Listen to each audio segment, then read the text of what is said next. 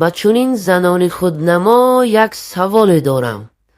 تاجران و سوداگران مال خود را به نمایش میگذارند تا آن را بفروشند.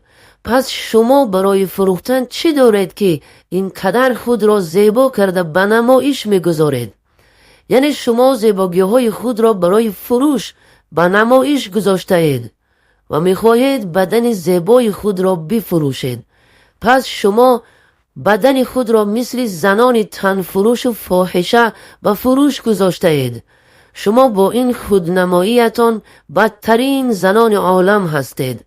پیامبر خدا صلی الله علیه و سلم می‌فرمایند بدترین زنان شما کسانی هستند که خود را به نمایش می‌گذارند. روایت بیهقی. این سخن من نیست، از من نرنجید، بلکه این سخن پیامبر شماست که به او ایمان دارید. از این کار شما تنها شیطان و مردان بوالهوس چشمچران خوشنود می شوند، اما خدا و آفریدگار شما ناراض و غضبناک می شود.